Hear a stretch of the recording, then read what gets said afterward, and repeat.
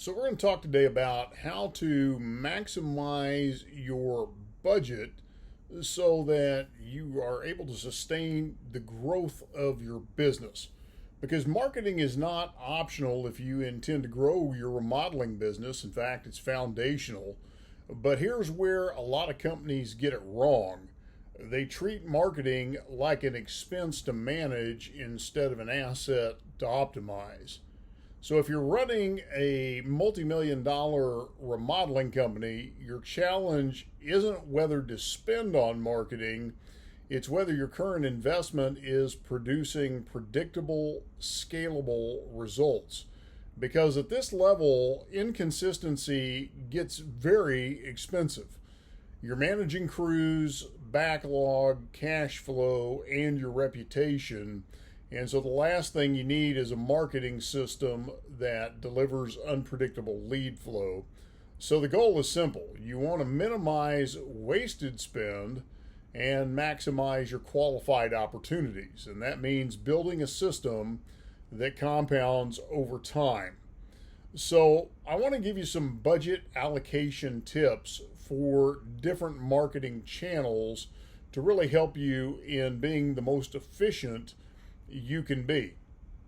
Because every effective marketing strategy starts with clarity. Not just we want more leads, but really what type of projects, what margins, and what volume are you actually targeting? And if you haven't clearly defined that, what's going to happen is your budget is going to start to drift. So a strong starting point for you is to understand who your ideal client profile is and how they buy. And if that's not dialed in, then you want to really revisit that breakdown. And so what I want to give you is a real simple rule of thumb, how to structure your budget. And we're going to call this the 70-20-10 rule. So instead of spreading money across channels randomly, use a structured allocation. 70% going towards your proven channels, and that's what is already generating leads and revenue. 20% into your growth channels, expanding visibility and building into future demand. And then 10% for testing. And that's controlled experimentation to stay competitive. What this will do is this will prevent two very costly mistakes. Number one, overcommitting to unproven tactics. And number two, stagnating because nothing new is being tested. So here's a recommended channel allocation that you may want to look at. For most remodeling companies, this distribution is going to produce very consistent results. Spend about 20 to 30% on search engine optimization. On pay-per-click, Google Ads in particular, spend 25 to 35%. On social media, spend 10 to 20%. On your online reviews and reputation management, spend 5 to 10%. Spend 5 to 10% on email marketing, and then spend 10% on your offline marketing. And the numbers I'm giving you, they're not arbitrary. They actually reflect how homeowners search, evaluate, and select a contractor today. You have to remember everybody is very multiple modality, multiple platform in the way they go about their search and consideration process.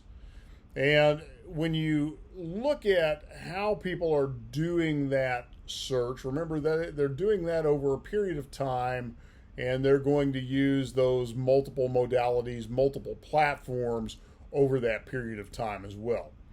So let's kind of talk about what this looks like in a real life, real world budget scenario, what this would look like in practice. So if you're at a $3 to $5 million a year revenue level, your marketing decisions need to be very intentional. So let's talk about how this plays out. And I'm going to actually break this down in revenue levels starting at the $1 million mark, just to give you some comparison. So for a $1 million company, the typical marketing budget's going to be between $30,000 to $70,000 per year on average.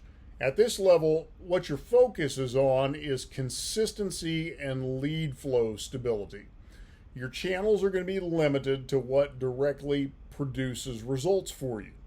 So your most effective mix is going to be a foundation of local SEO, Google Ads for immediate demand, and basic website optimization plus review generation. Anything beyond that, you're going to really be diluting your effectiveness. At that $3 to $5 million level, your marketing budget is going to move to $150,000 to $300,000 annually. And your objective is going to shift because you're no longer just generating leads, you are now controlling your positioning in the market. And so a disciplined allocation might look like $60,000 to $120,000 towards your SEO and your content ecosystem. Another $75,000 to $150,000 a year towards paid search and retargeting, $25,000 to $50,000 a year towards website performance and conversion rate optimization, and then $15,000 to $40,000 a year towards email nurturing and CRM systems. Because at this level, your marketing has to function as an ecosystem and not just a collection of marketing campaigns.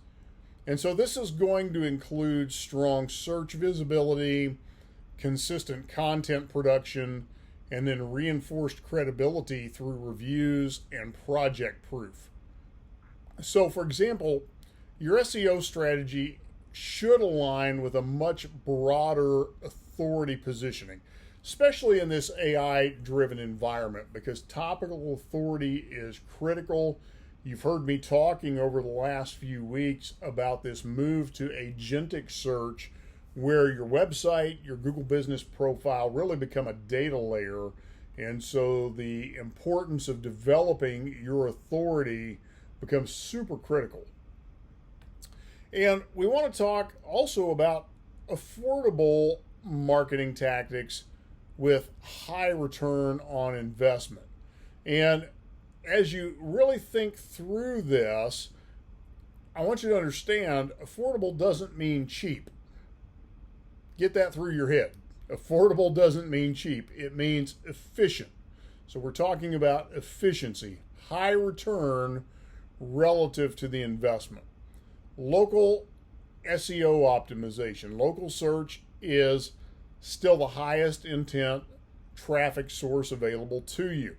So when someone is searching for a remodeler, they're already in decision mode. So focus on that Google business profile optimization, location-based service pages, consistent review generation. Because if you're not visible here, you're not competing in the place where it matters the most. And then content marketing. And this is something that so many remodelers are missing. Content builds authority. And right now, you've got to be focused on that. The AI is looking for who is the most authoritative resource in the area on the topic so they can present you as the correct answer to that search query. So content is where trust is established before the sales conversation ever takes place.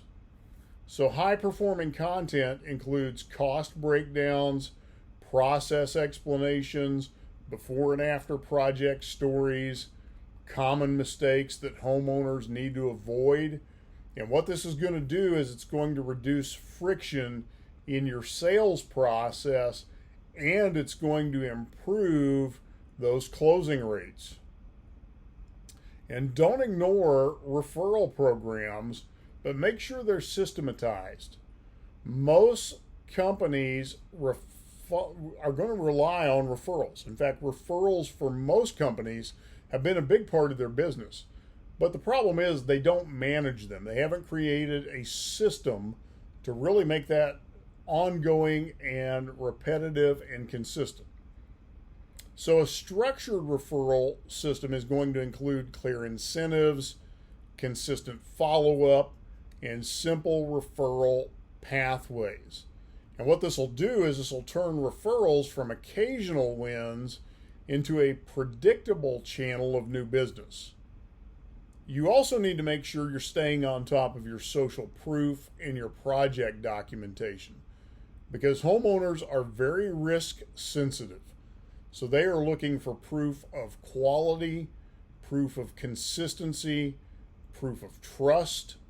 This means you need to have reviews, case studies, visual project documentation, because without this, your marketing creates interest, but it doesn't create confidence.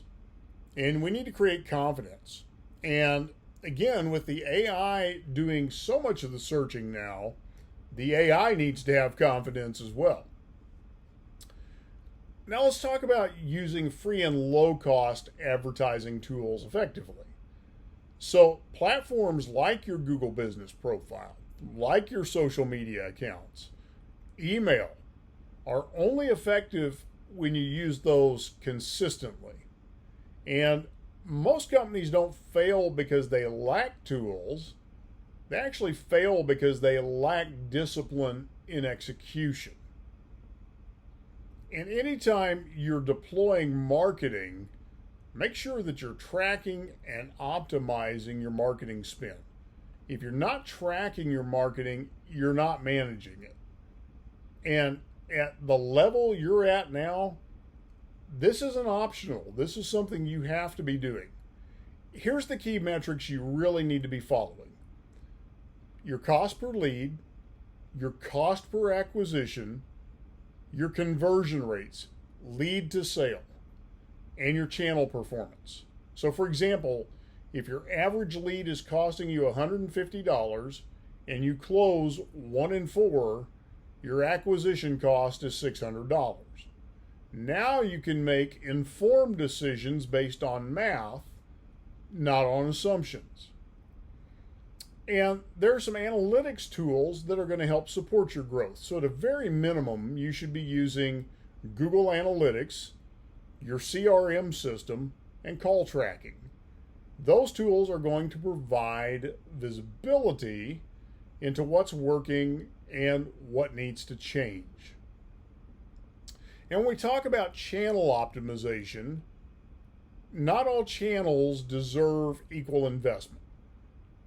Your job is to identify which channels are your top performers and then increase the investment strategically so that you eliminate underperforming spend. So for example, I worked with one of my clients here recently and we were looking at the channels. So for example, they were doing television advertising, they were doing Facebook, and they were doing Google ads. What we found was for every dollar invested in Google ads, $13 came back. For every dollar invested in Facebook ads, $7 came back. And for every dollar invested in television ads, $1.80 came back.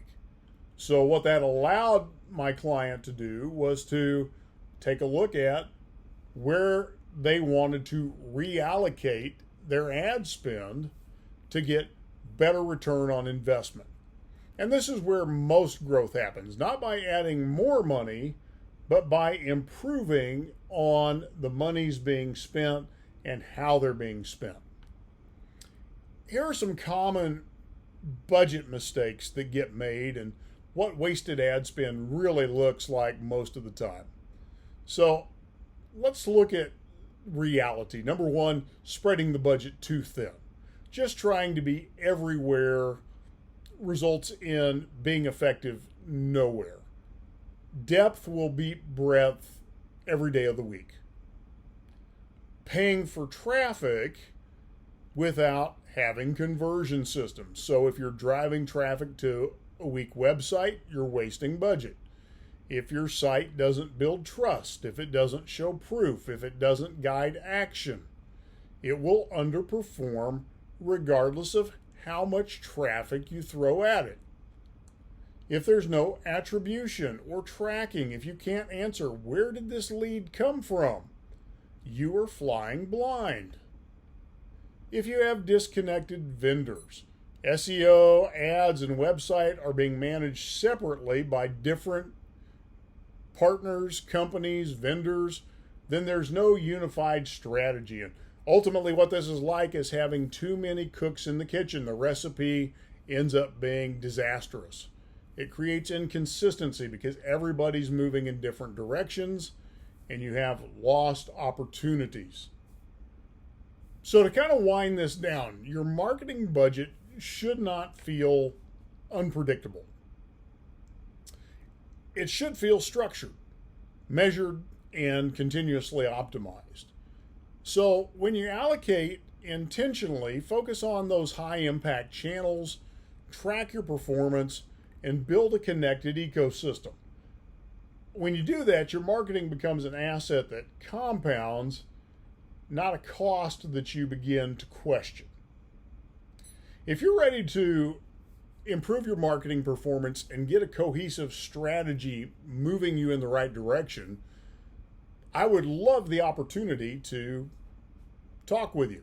Schedule your strategy session with us here at Remodeling Marketing Team. You can do that at remodelingmarketingteam.com/get-started, or you can always give us a call at 888-350-7859. Thanks for tuning in today, and I look forward to talking with you on the next episode.